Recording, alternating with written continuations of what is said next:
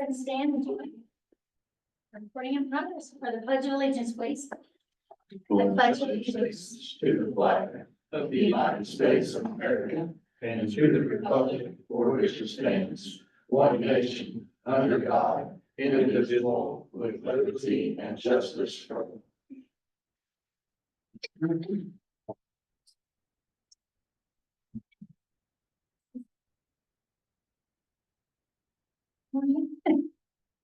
I should have had a contract before we started. The minutes, welcome to the, June meeting, June 11th, County Council. Thanks for all being here. Let me noted, only council member is absent. Pam Crozier is out of state, out of town today and can't be here tonight. But starting approval for the minutes from our May meeting, all council members have received those via email. Read those. Any additions, corrections, deletions, changes that need to happen to the minutes? I reviewed the minutes. It doesn't appear that it needs any changes. So I'll motion that we accept those minutes as presented. And the only small thing, I guess you would consider as a typo error, but under the ready grants, it is spelled R-E-D-Y, R-E-A-D-Y instead of the I, not the end of the world, certainly. That was the only thing I caught. So we have a motion from Ray to approve the May 14th minutes. A second? I'll second. Ray Denning, all those in favor say aye. Aye. And those opposed? All right, I'm gonna pass this around so we can get signatures on that, please. Next up on the agenda is actually a guest from our audience, Mr. Terry Rowlett. You can go ahead and come to the podium and get that floor, please. Well, I appreciate council giving me a spot on the agenda. I'm here concerning County Road East 925 North. I know it's the Highway Department Commissioners, and I've been told there's no money. And since you guys are in charge of the money, we need to have something done with the road. I think I've sent pictures to everybody. What we've got those. I know there's at least one council member who knows what condition that road's in.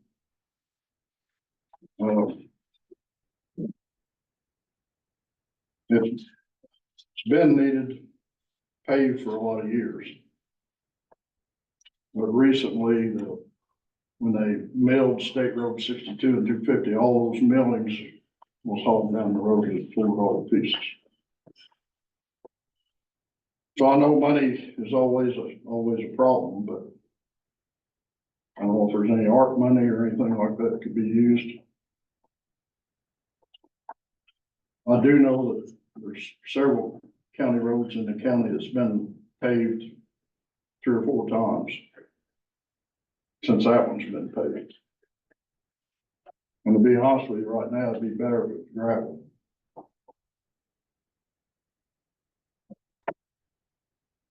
I think we did all this to receive the email, the only one that you didn't have access to. We forwarded that to Mr. Copeland, and the pictures were included, and then Heather sent those pictures in addition. And I know several of us are familiar with the road, and we're taking time to drive to see that. It's our understanding you did attend and come to the commissioners meeting. Yes. Which is normally the first step. Typically, this governing body obviously does Right. not deal with Right. road conditions and field any requests or concerns that would first go to commissioners. And I don't believe he was able to be here tonight. We did make a request with Bobby Phillips. He sometimes comes to our meetings and there's a need, and he certainly doesn't have to attend all those. Because any specific questions, he would be the expert to address. Well, yeah, he's the one saying he doesn't have any money to do it. And just curious, obviously, we either attended or read minutes from the commissioners meeting. No offer for, it's not on the schedule, the money's not there, can't do it right now, but here's maybe a plan B option for a temporary fix to help things a little bit in the time frame. Was that any indication of a short-term fix for now? Was that given to you? Yeah, I mean, he said it wouldn't be paved this year, which is, I understand that because it wasn't in the budget. But you gotta have it where you can drive over it. And I'm sure Mr. Copeland's drove it several times. Yeah, the only thing I would say I completely understand your need. But really, as a council, we can only do what we're proposed with. Yeah, understand. But I do agree that there needs to be a temporary fix to the problem. But that's, once again, that's up to the commissioners and Mr. Bobby Phillips, the superintendent of the county highway garage. But I'd like to see something from your standpoint, put in the budget for next year.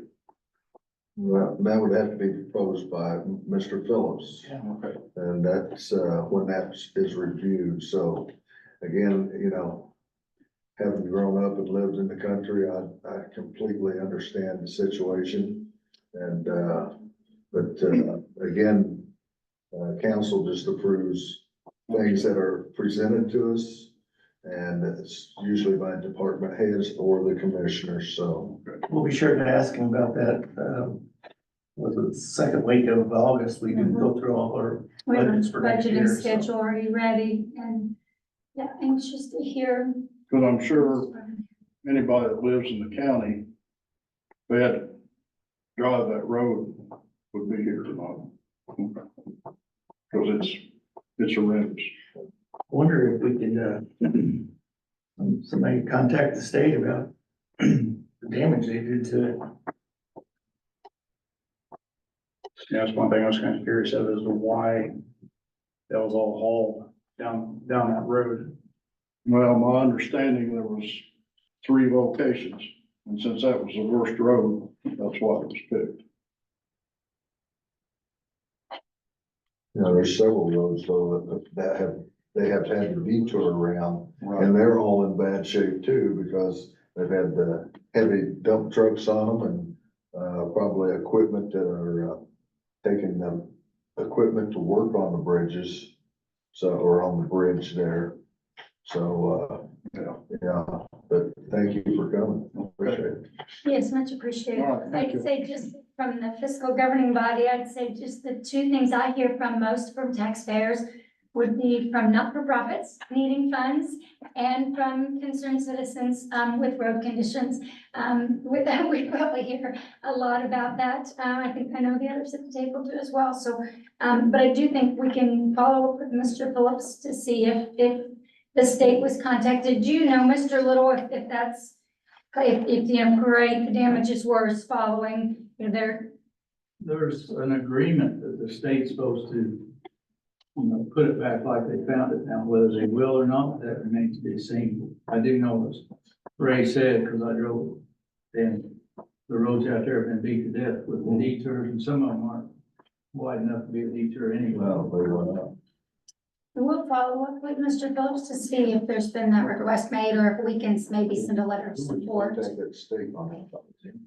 You know, No, right opinion. would Mr. Phillips know? Yes. Okay, you might want to pursue that as Well, there might be, commissioner. maybe could put it in for community crossing grant next year as part of that Yeah, also. But to me, I'd rather wait and fix it right. It's just, Right.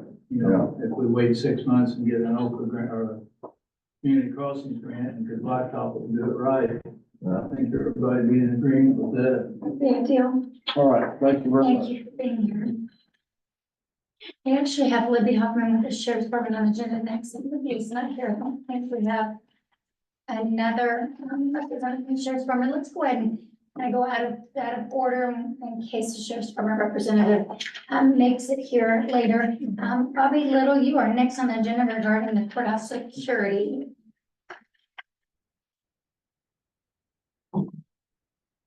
Let you take a look. This is the closed camera quote. Okay. Yes. Give me. Thank you. Yeah, I had 3 quotes. And our IT care Ovation, they came in the lowest. And this is to replace and add to the existing camera system that we have at the courthouse. And the reason for the addition is for the blind spots we have. One of them is up on the second floor where you come out of the elevator, where you go right, left, and right. There's always seems to be something going on there, so it was to pick that up. Also, some of these cameras are 5 megapixel, which has bio recognition. So what they can do with that, you have somebody's been there, you have an issue with them, you go back, review that footage and flag that guy's face or woman's face.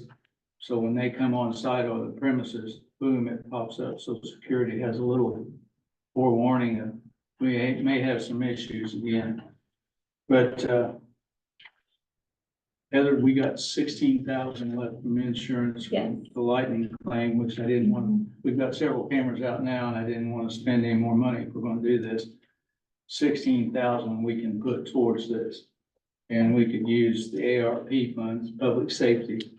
So I wouldn't be requesting, but what? Roughly 46 or 44,000. You do it from criminal courthouse, but this is an option to use some ARPA money towards this. And I found out at conference that us calling it lost revenue is not designating those funds.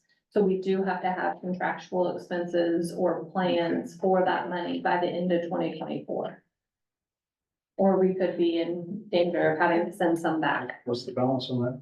like 1.2. Yeah. So, any questions for Bobby about the quote itself? Another thing we may try and work in with this, it would be addition, but this is down the road, is fobs for security to come in.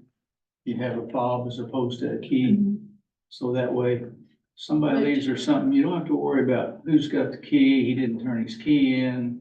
Which Plus it's- also ties into a project that I've been kind of working on, which is a timekeeping system. And I can present quotes to that at the next meeting that would allow the keys then also to be used at a time clock at the beginning of the building. And then there's other options of signing on, but could also, it just further opens the door for security and to back ourselves as to when people are being paid and what they're being paid for. And you know who's in the building if there's a Yeah. natural disaster or a fire or something. Yeah, The largest line item specifically, obviously the 27 indoor dome cameras. Remind me, I think that's an increase, obviously what we have now. How many total indoor cameras do we have now? I'm going to say maybe 16, 17 cameras, something like that. But like I said, we have nothing outside. Right. Like we have them on Jefferson Street, the main, the alley, the back, especially where the inmates and people travel in and out of that one back door that they do use. So this is that's, addressing some dead spots. Yes, and feedback. that's a blind spot for us. I mean, somebody can come in and say, I fell on the sidewalk. Okay, when did you fall? You can go back and go, you weren't even here that day. So it's another safety feature, not only for us, but for staff.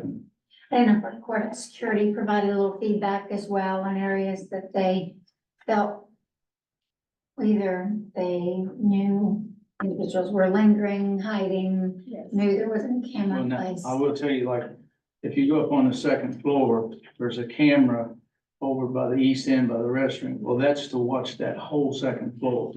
And I know we had an employee, she had a spell and went down. This had been several years ago. You could tell something happened, but it was like watching ants. So this would be addition there to split it and watch both ways. So like I said, some of the cameras are 5 megapixel, which is a pretty good camera. So Any other questions?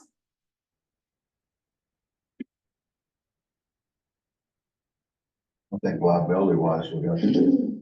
well, it's just like I said, you know, if you have an issue in that 3-corner blind hallway, it's he said, she said, they said, Right. and footage doesn't lie. I mean, it may be good for us, it may be bad, but the truth is.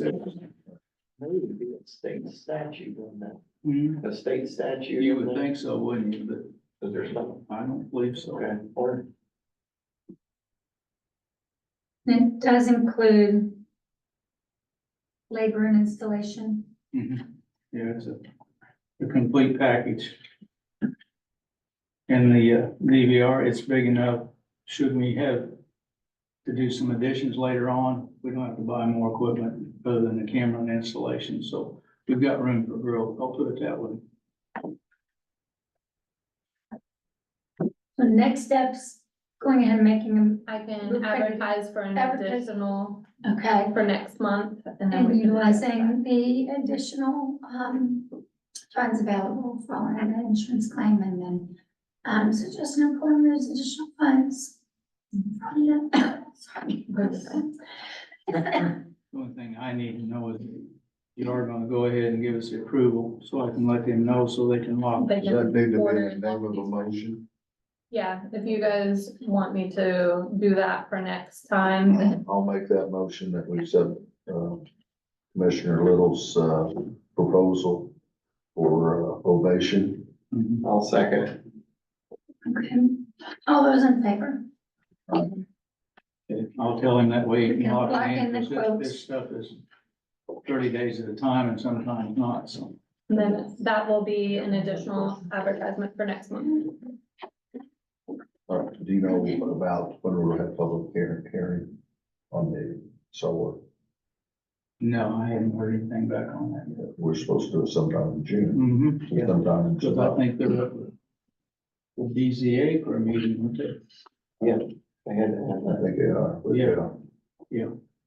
So you'll let us, can somebody send us an email Absolutely, yeah. as soon as we get I'll that? find Yeah, out. I thought he said our meeting in July. Well, they're going to DZA.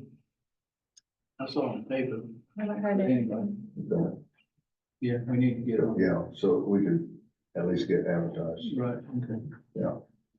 Okay, thank you, everybody. Thank you. Thank you. Heather is gonna chat with us a little bit about her So staff. I have 2 employees, one that is going to retire August 1st, and I have another employee that has accepted a position in another office starting, October 30th, but it could be sooner if the other employee chooses to retire sooner. So I kind of ran the numbers every way possible, and by just replacing the one employee, if I could go ahead and get someone in now so that I can do some major cross-training and be equipped, the most that I think this is going to cost is $2,000, maybe $2,800, and I can pay that out of my additional fund, my 1181 fund. And I would just wait till later in the year to advertise to see how everything plays out, because I may not even need an additional to cover this. So, depending on how fast I can find someone, and I just wanted to know if I had your approval to go ahead and advertise that position as an opening and start the job hunt, and we may have additional people being paid for a short time. But I think it's gonna work out by the end of the year. I think it makes total sense, because you're losing a lot of information, and the sooner you get somebody in there to start Yeah. soaking up that information, the better. So, Marie Davis, that is already working in our office, is already working with Diane to do some training. So then the new employee would be coming in to get just experience in the office, to process deeds, do maybe some light splits of properties and some property deductions. And Amy would be able to train until she was ready to leave.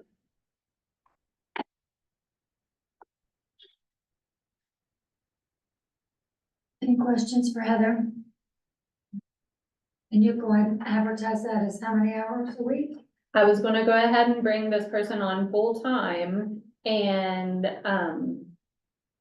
as I said, like at the end of the year, it works out that there might be a $2,000 difference in pay that I need to make up. depending on when people actually leave. How quickly you get it hired and when they do. Yeah, and it depends on if the people that are working in the office, if they use any vacation days or sick days and all that stuff, that I do not have to pay out at the end of their employment.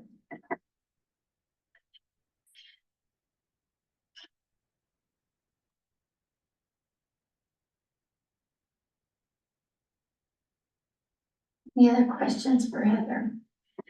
Is everyone fine with me going ahead and advertising then? You Okay. need a motion?